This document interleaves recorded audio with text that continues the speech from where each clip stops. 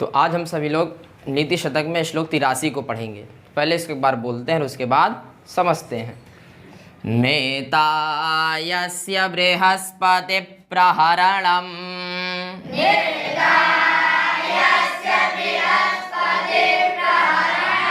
वज्रं सुरा सैनिका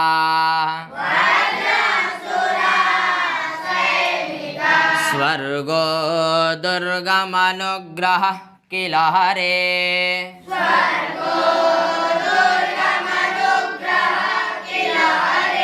रैरावतो वारणः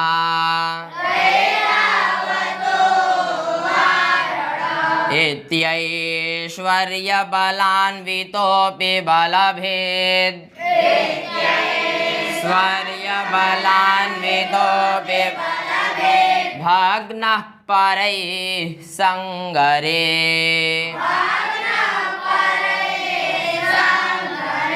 तद्व्यक्तं ननु दैवमेव शरणम्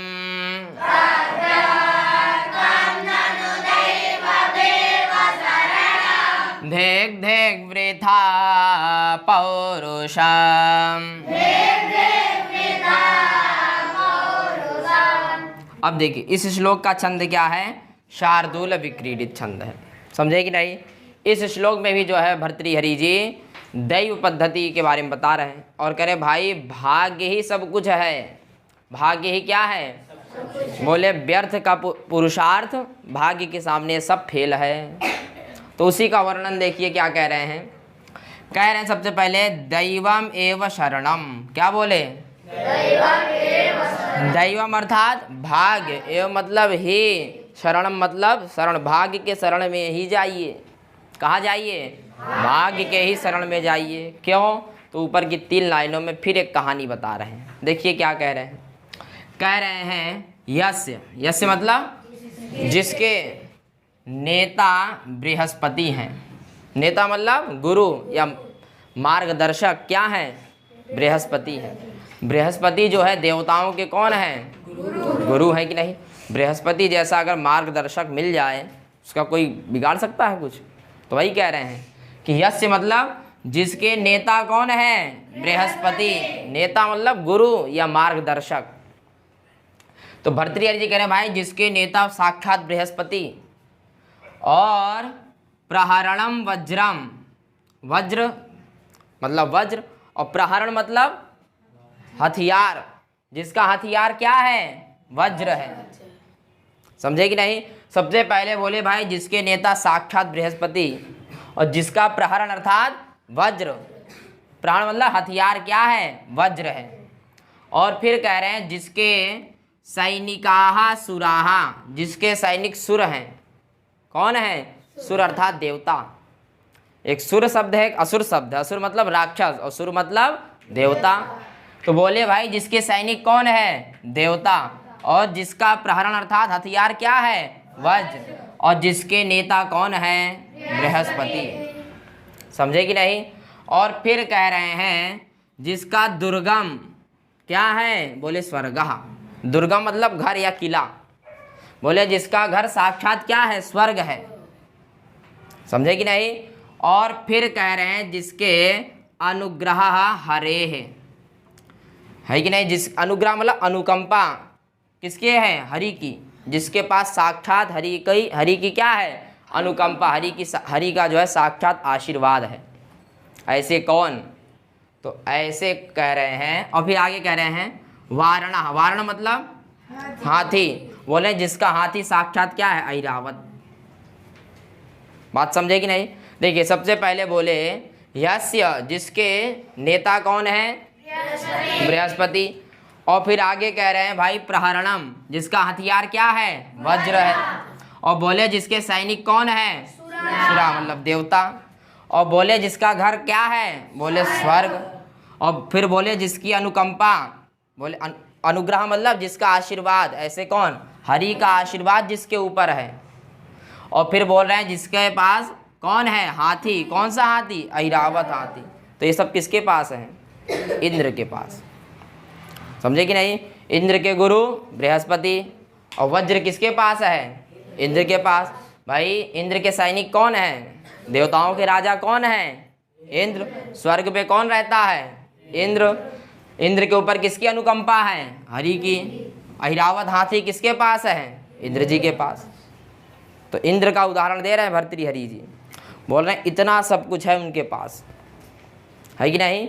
ऐसे व्यक्ति को कोई हरा सकता है? जिसके ऊपर साक्षात हरि भगवान विष्णु की कृपा हो, जिसके पास ऐरावत हाथी हो जो 14 रत्नों में निकला था समुद्र मंथन में, और कह रहे हैं भाई जो साक्षात स्वर्ग में रहता हो। स्वर्ग में हर कोई जा सकता है क्या? जिसका घर ही विशेष हो, हर कोई नहीं जा सकता है कि नहीं? और बोल रहे हैं जिसके गुरु कौन है? साक्षात बृहस्पति। और कह रहे हैं जिसके पास वज्र है प्रहार करने के लिए, एक बार छोड़िए तो मरना तय है। और फिर कह रहे हैं भाई जिसके स्वयं सैनिक कौन है? सूर्यजन है, अर्थात देवता जिसके सैनिक हैं। ऐसा कौन? बोल रहे हैं ऐसे इंद्र। और फिर आगे कह रहे हैं इति, इस प्रकार ऐश्वर्य बलान वितः। क्या कह रहे हैं? ऐश्वर्य बलान, जो वित्त मतलब युक्त, ऐश्वर्य से युक्त है। इंद्र जी ऐश्वर्य युक्त है कि नहीं?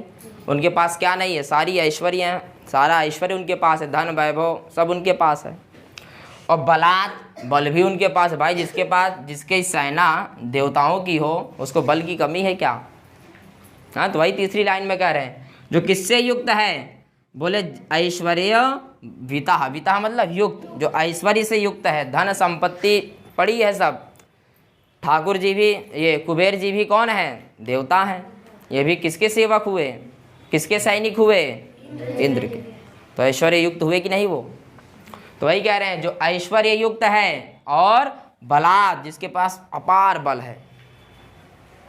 ऐसा कौन? तो क्या ऐसे कह रहे हैं बलभिद। बलभिद मतलब इंद्र। और यहाँ अपी कह दिए, इंद्र भी जो है संगरे, संगरे मतलब युद्ध में, परई ही दूसरों के द्वारा। तो दूसरा कौन? अगर यहाँ सुर ले लिया, दूसरा कौन हुआ? असुर हुआ, अर्थात राक्षसों के द्वारा भगना, युद्ध क्षेत्र में हार जाता है। युद्ध क्षेत्र में क्या हो गया?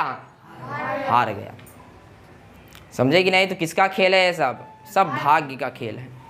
इतना सब कुछ होने के बावजूद कोई हार जाए, छोटी बात तो नहीं है।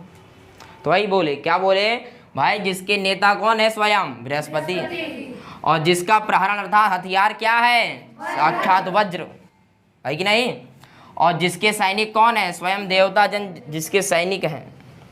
और जो स्वयं दुर्गम अर्थात जिसका घर कहाँ है? स्वर्ग है, जिसका स्वर्ग ही घर है। और बोले जिसकी बोले हरि की अनुकंपा जिसके ऊपर हमेशा रहे, ऐसे कौन? इंद्र। और फिर बोल रहे हैं जिसका हाथी कौन है? ऐरावत। ऐरावत खड़ा हो जाए तो कई लाखों करोड़ों सेना भाग जाती है।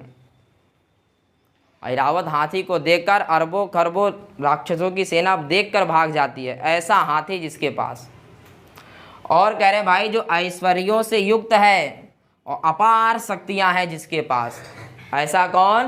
कह रहे बलभिद। ऐसा इंद्र भी जो है संगरे, युद्ध क्षेत्र में जो है परही अर्थात शत्रुओं के द्वारा क्या हो गया?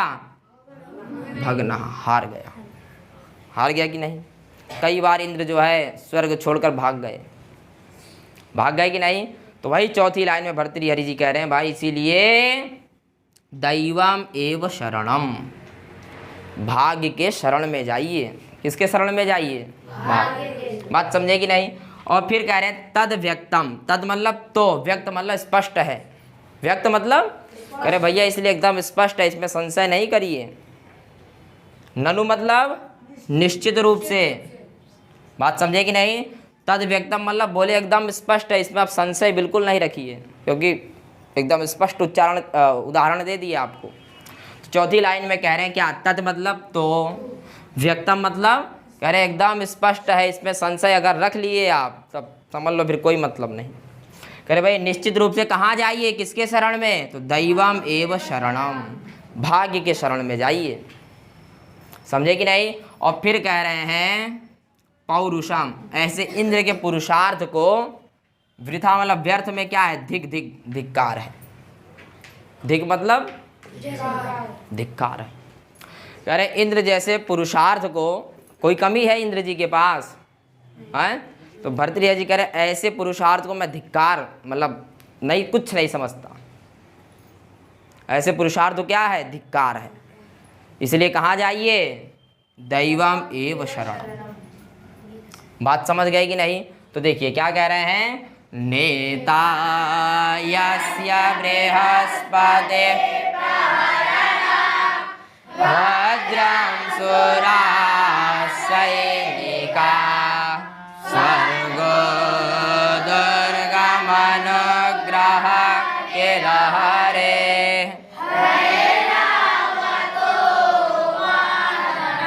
बात समझे कि नहीं? तो देखिए 2 लाइन में इंद्र की विशेषता बताए। क्या बताए? बोले भाई जिसके नेता कौन है? बृहस्पति, है कि नहीं? बृहस्पति जैसा गुरु, है कि नहीं? और फिर कह रहे हैं जिसका हथियार क्या है? वज्र। और जिसके सैनिक कौन है? साक्षात देवता। बोले दुर्गम अर्थात जिसका घर कहाँ है? स्वयं स्वर्ग में है, जिसका स्वर्ग घर है। और बोले हरि की अनुकंपा जिसके ऊपर 24 घंटा रहती है, समझे कि नहीं? और बोले जिसके पास हाथी भी सामान्य नहीं है, ऐरावत हाथी है। और फिर आगे कह रहे हैं इत्यैश्वर्य बलान्वितो विबलभेद भग्ना परये। और फिर कह रहे हैं भाई ऐश्वर्य वित्त, वित्त मतलब युक्त, जो ऐश्वर्य से युक्त है, और बलात् वित्त, और जो बलों से भी युक्त है, जिसके पास अपार ऐश्वर्य है, अपार बल है, ऐसे बलभिद अपि इंद्र जी भी जो है संग्रह अर्थात युद्ध क्षेत्र में परई मतलब शत्रुओं के द्वारा भगना हार जाते हैं, समझे कि नहीं? शत्रुओं से हार जाते हैं। और फिर चौथी लाइन में कह रहे भाई इसीलिए तद्व्यक्तं ननु दैवमेव वृथा। जब ये उदाहरण दे दिए, बोले भाई एकदम स्पष्ट है, अब इसमें संशय नहीं रखिए। कह रहे हैं तद व्यक्तम, तो एकदम स्पष्ट हो गया, निश्चित रूप से दैवम एव शरणम, भाग्य का ही शरण पकड़िए। और फिर कह रहे हैं इंद्र जैसे पुरुषार्थ को मैं व्यर्थ में, इसको व्यर्थ समझता हूँ। ऐसा पुरुषार्थ व्यर्थ है और बार बार इसको धिक्कार है। ऐसे पुरुषार्थ को बार बार क्या है? बोले बेकार है और इसका कोई मतलब नहीं है। बात समझे कि नहीं? इसलिए क्या प्रबल है? भाग्य प्रबल है। क्या असुरों के पास कोई क्या उनके देवता सैनिक हैं? कोई रत्न है उनके पास? कुछ नहीं है, लेकिन उनका भाग्य प्रबल था तो जिता दिया। बात समझे कि नहीं? इसलिए भर्तृहरि जी कह रहे हैं अगर भाग्य आपका प्रबल है तो आपको कोई हरा नहीं सकता। यदि भाग्य आपका प्रबल नहीं है तो आप किसी से जीत नहीं सकते। बात समझ गए कि नहीं? और इस श्लोक का छंद क्या है? शार्दूल विक्रीडित। और किस पद्धति का है? दैव पद्धति का। बात समझ गए कि नहीं आप लोग? तो बस आज के लिए इतना ही।